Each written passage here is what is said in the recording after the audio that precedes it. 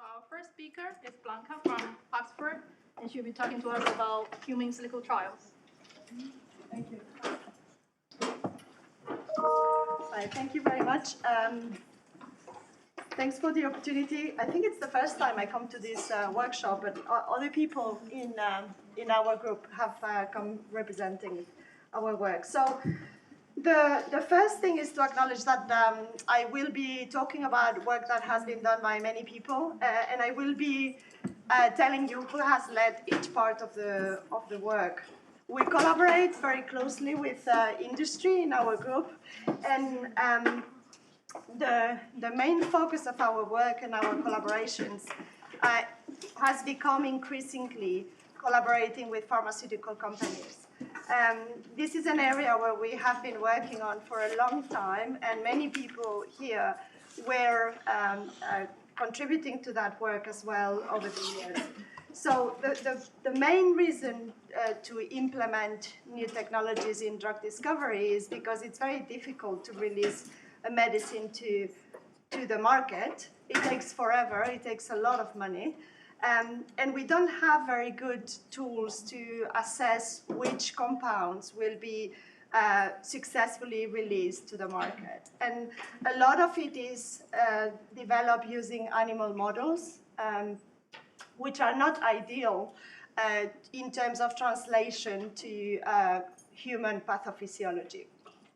So this is a slide that I have adopted from Markovic and Conti, and the reasons also to contribute new methodologies in this area is also to support universal healthcare sustainability, but also the research on rare diseases, which is actually a topic that lends itself to the use of personalized models like digital twins, and also improve health in developing countries. So a lot of our work has been in developing this in silico trials framework. Sorry about the double clinical trials there. It's about implementing computational techniques in drug development for therapy evaluation, but also for target identification.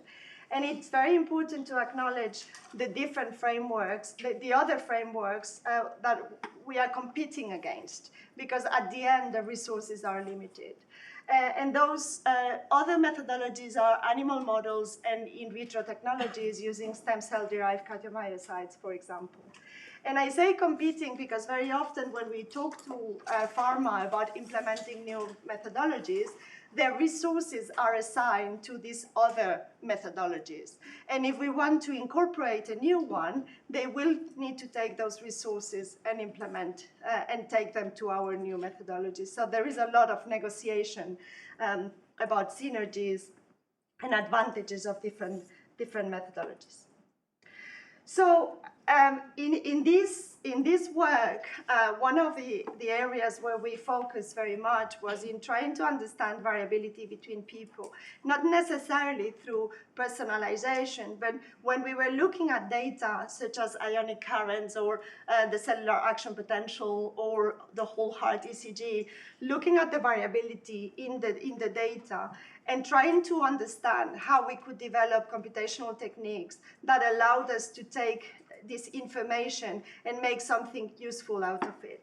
And through this work, Ollie Britton, who was a PhD student in my group, but also I saw Kira Dangerfield around, who also worked in this topic, we developed an approach that was about using populations of models that were calibrated to experimental data, not from a personalization point of view, but from more the range of the experimental data, and how to incorporate that into the models. And a lot of people developed other approaches, different, like Bayesian inference, and that Kevin Barrett contributed to.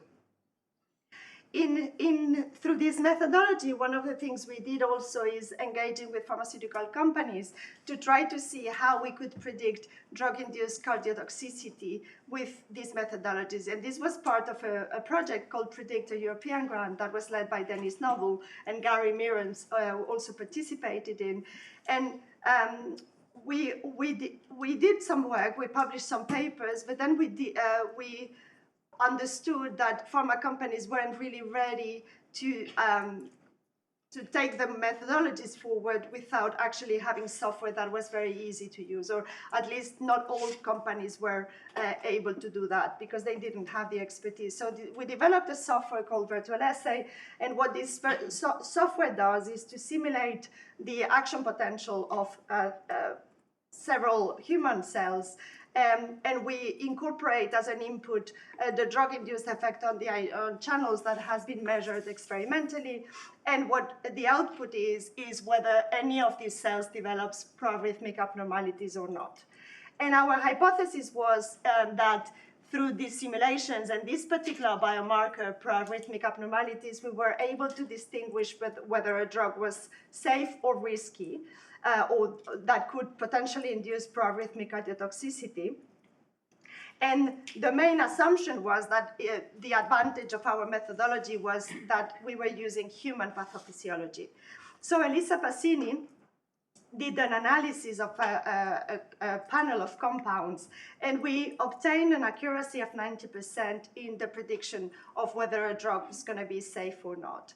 And that was higher than the accuracy in animal experiments. This is the evidence we put forward to the drug companies to use this software. And there were other solutions as well available, like Gary Miram's or Eric Sobey's. So this was another one of them. Now, the evidence was part of what the companies needed to actually engage with our research, but there was also a human skepticism related to adoption of new methodologies that we had to work through by collaborating with them. So we engaged with different companies, and we established collaborations with different companies. And there was, again, a lot of work involved in the discussions with the companies, getting to know these people, what the skepticism, where it was coming from, and work through that. And we did validation studies and collaborative studies with a number of companies that are still collaborating with us in different projects. And the software is in use in several of these companies as well. So what we learned through this experience with Virtual Assay is that a lot of the trust on new methodologies, it doesn't come from just showing that it works, that 90% of these predictions were right. It comes from a series of validation steps that are not necessarily based on knowledge. In addition to that, we work through the different aspects that are related to validation. And an example of this is the work that Albert Dassy has done on atrial fibrillation. And this is a framework that we use for validation now, where we try to answer the question, why should we trust this? Why should we trust the results of our simulations? It is also based on guidelines that have been released by the European Commission and OECD for chemical toxicity, where for other sort of methodologies, not necessarily in silico. And for example, the fact that our simulations are human-based is a big factor to learn about this. Skepticism can arise from the fact that some parameters are not based on human data, and this is something we need to work through. The other reason for trusting our simulations is obviously everything we do to show that there is consistency with experimental data and clinical knowledge as well. And this is another factor that supports the credibility of our investigations. So for example, animal experiments would fail here. The other one is predictive capacity. So if we move beyond the agreement between action potential duration, for example, in silico and in vitro, we need to show that our simulations are worth something that is predictive, right? In this case, Albert was simulating clinical trials. So we need to show that our simulations are able to simulate something that is of value to the companies, and in this case, in silico trials, are trying to reproduce clinical trials per se. And the very important one is also about the benefits. If we embark in a new methodology, or we are asking a company to embark in a new methodology, what are the benefits? of this technology. Just because our methodology is very nice and we feel very passionate about it, it doesn't mean that others will feel passionate about it.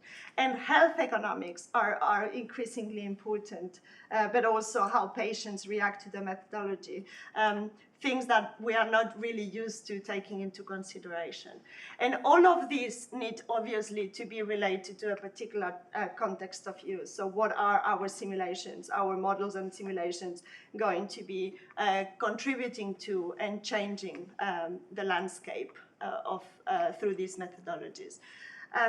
So this is the framework we use for answering the question, why should we trust this? In the case of the new work we're doing, so electrophysiology has been a very important aspect of our work, and we have also been working on understanding how drugs can have an effect on the heart through contractility, and for that we sorry, wrong one. Through this work, so we try to extend the use of modeling and simulation for drug safety, but not only for proarrhythmic cardiotoxicity, but for contractility. And a few years ago, we we coupled the O'Hara-Rudy model with the LAND model, and we thought everything was going to be easy, and it wasn't. So what we discovered was that the O'Hara-Rudy model had abnormal behavior related to contractility through the calcium transient. And Jakub Tomek had to design a new model that has been mentioned here, the TOR-ORD model. Francesca Margara did some validation on how the coupled TOR-ORD and LAD model were able to reproduce drug effects in the action potential, but also the active tension. Jakub is finishing, hopefully soon, a new version of the TOR model. And now, because there's a huge amount of people who've contributed to this model, I think he's going to name it the TOR World Model, because it's just so many institutions that are contributing to it. But it should come out fairly soon. So this focus on contractility, as well as electrophysiology, has also triggered some new collaborations, and we are in the process of finishing some of the validation studies with a larger number of compounds for these simulations. New work also that we have been doing, led by Jenny Wang in particular, has been in coupling these cellular models of electromechanical activity to whole organ models, but also torso models, and this was mentioned by Lei before, that we have the capabilities of extracting torsos anatomies from clinical data. And the idea here, obviously, is to link always remaining within the drug effects and also disease mechanisms at the subcellular level, trying to understand how they impact electrophysiological ECG, but also pressure volume loops through electromechanical models. And the main collaboration we've had for this has been with the Barcelona Supercomputing Center and the use of ALIA for this. But we are open to others. For electrophysiology, we use a GPU simulator developed by a Brazilian team led by Rodrigo Weber. So in this paper here by Francesca Margara, we proposed a framework to embed these electromechanical simulations with iPS cardiomyocytes, stem cell-derived cardiomyocytes, with genetic mutations incorporated with CRISPR, with Christopher's group. And we showed how the cellular electrophysiology and calcium transient measurements could be linked with multi-scale electromechanical simulations to investigate disease phenotypes for particular mutations, but also the effect of drugs like mavacamten that has been approved by FDA for hypertrophic cardiomyopathy for specific mutations of this disease. And this was a work led by Alfonso Bueno Robio in our team. It shows how not only we develop the methodology, but how to incorporate it together with experimental measurements to obtain new information that is relevant to the clinic. So in some way, our multi-scale models are linking between what can be done in vitro experimentally to clinical measurements. And this is one of our advantages with respect to other techniques. So this was based on one anatomy and different electrophysiological properties and different contractility properties. We have also been working, and I say we broadly at Oxford with a lot of different partners in incorporating the data we have from the UK Biobank to develop populations of whole ventricular models using MRI and ECG from the UK Biobank. So Lei was mentioning the anatomical twinning, and that has been done at the Institute of Biomedical Engineering, developing different type of methodologies based on machine learning to extract the anatomy both of the ventricles but also the torso, because ECG is very crucial for us, and also including variational autoencoders that hopefully can help us share the meshes more broadly than is allowed from the UK Biobank. And then work led by Julia Kamps, who is here in the audience and has a poster, you've seen the mini presentation before, has enabled us to personalize some of the characteristics in the models, especially the root nodes of the Purkinje system. And as I said, a lot of our focus has been in trying to get ECGs that look like the one in the patient and try to understand the uncertainty around those parameters. Again, our focus is not on personalizing for the clinic, but in building populations of models that we can use for in silico trials. So the focus is slightly different. The information we obtain from each of these patients is very limited to be able to ascertain with any confidence that it's a digital twin matching the patient in that particular moment. So a lot of the work, as in other groups, has been in sensitivity analysis and validation and trying to get these electromechanical models to fit the data or to actually lay in the boundaries of the clinical data. And Max Holmes and Jenny Wang will be publishing soon some papers on this.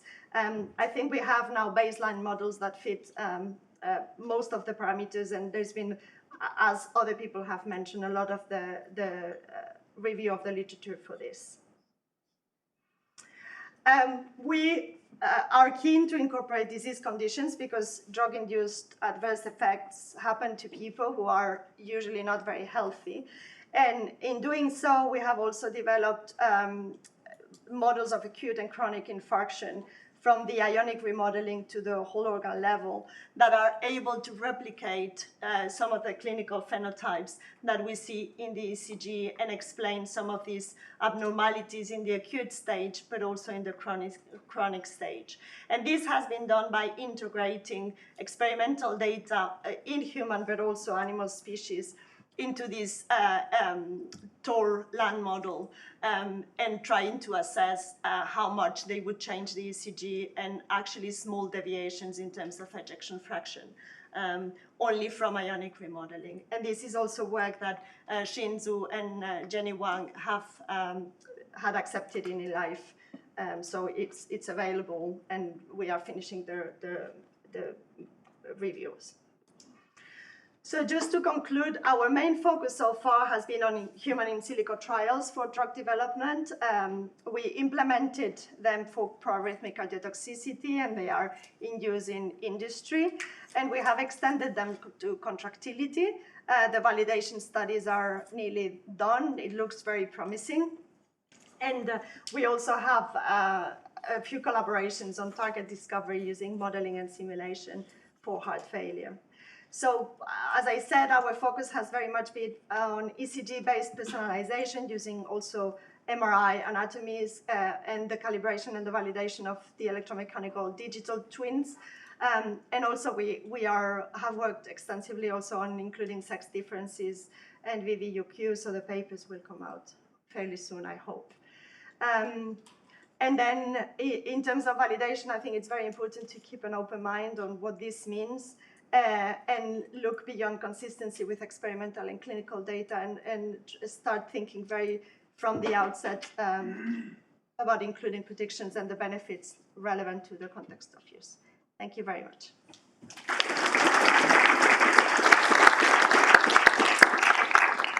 We have a couple minutes for questions. Any questions in the audience? Just picking up on what you said there at the end about validation outside of the scope of clinical data, could you just expand a little bit on what you mean by that? So what I mean is that sometimes what I've seen over the years is that people, including in my team, so people get really obsessed about the modeling process of fitting the model to certain data. And sometimes it's very important as well to keep the vision of what you are trying to achieve through this. And whether it's important or not to actually do what you're doing. Or it may be that another way of doing it may be equally valid and would have more benefits. I mean, it's nothing new, but it might be that a modeling framework allows you to fit the data better, but you won't be able to use it for the context of use because it's too time consuming, for example. Right? So keeping a vision of what you are trying to do and how you would impact whatever you want to impact. Yeah, Grant, thank you. I think this is a very naive question, but I've often wondered why the drug toxicity and the drug tests are done in single cell models, and then everything else seems to be done in 3D. Is there scope for using the 3D simulations to personalize drug selection or for testing drug effects in a whole heart model, because there'll be electrotonic effects and other confounders compared to the 1D simulations, right? But that doesn't seem to be done very often. So it's not a naive question, and it was a choice. So we were able to run much more complicated models at that time, but the industry wasn't. And if you use really complex 3D models, then you have other problems, like which computers you're going to be using. So our virtual assay runs in a laptop. Anybody can do it. Even that was a problem because they had computers that were old and they weren't running. So in this particular case, we chose to have a very simple, I mean, actually a high school student can run it, really simple, so that we would tackle the trust issue and the training rather than coming with all our fancy methodologies that they wouldn't have an experience with. So that was a conscious decision on simplifying the technology so more people were able to play with it. And through playing, they were less skeptical and they engaged with the technology and they opened the door to the collaboration. Would there be value in revisiting that choice? Yeah, but yes, but I mean, yes, we can revisit that, and we are revisiting that through other collaborations, but there is a big difference between a research collaboration and actually people using this professionally for drug development in the company. So for research, yes, by all means, we're using everything we can. But for incorporating in their processes, there is a validation that needs to be done at a particular standard. There is a very different pipeline that needs to be followed. So the simpler, the better. It's less exciting, but then you keep the excitement for research. This has been going on for a long time, and last time I was in the last safety pharmacology meeting, and then they announced a survey, the results of a survey, and only 17% of the companies are using in silico methods for this. So it's very difficult to get through. So if you make it complicated, unless ANSYS comes and solves all the problems, which Mark will tell us about, but there are choices to be made. All right, let's thank our speaker for excellent talk.